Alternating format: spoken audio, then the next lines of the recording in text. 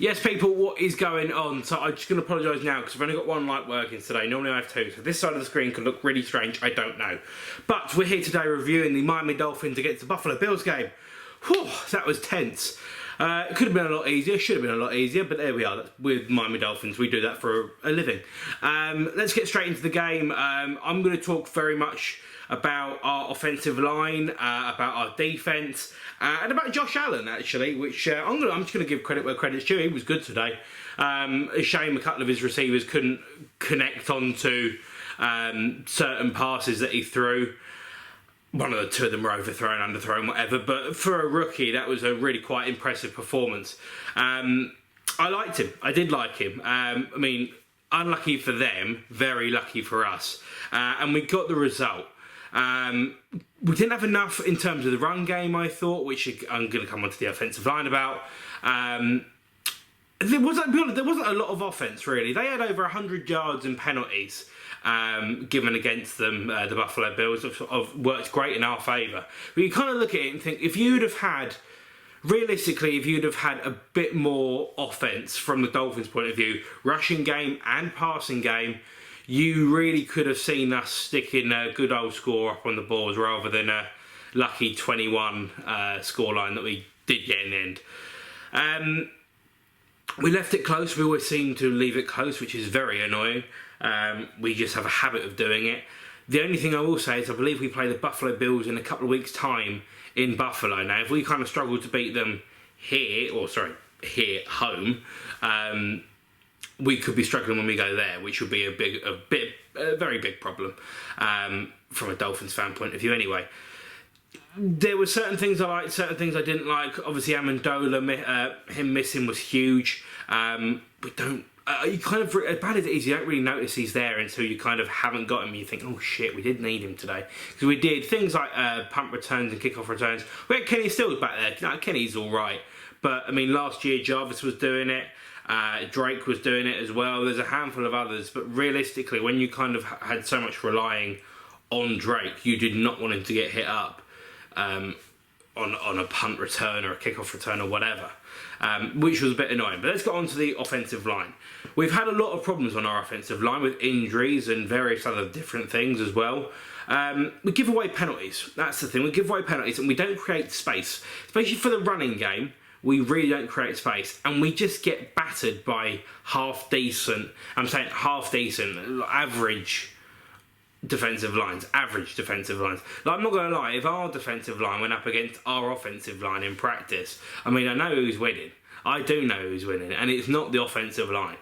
Don't get me wrong, our defensive line still isn't that great either, but that's the kind of thing, they would get mashed up. They really would get mashed up.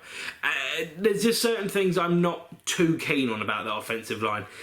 Tannehill, he's coming back from an injury. He's coming back from an even longer injury as well, if you're talking about the season. You do need to protect him. You do need to give him the time because he's going to take a bit longer to pass the ball. He's going to take a bit longer to hand the ball off. It's going to take a bit of time. I know it's not perfect, but you do need to sort it out. You really, really do. And today, we didn't. Luckily, we got away with it because they had so many penalties given against them. But there was just times in the game I just really felt we were struggling. Really, really did feel we were struggling. Defense as well. I said Josh Allen was very good. I stand by that. I think he had a good game. He is a young QB. He will go somewhere. I'll be honest with you, I actually would have traded up for him in the last draft. I like Micah Fitzpatrick, but I think we really do need a QB. We're all talking about getting a QB next year in the draft already. So that will be fun. But realistically, our defense, I'm going to talk about that.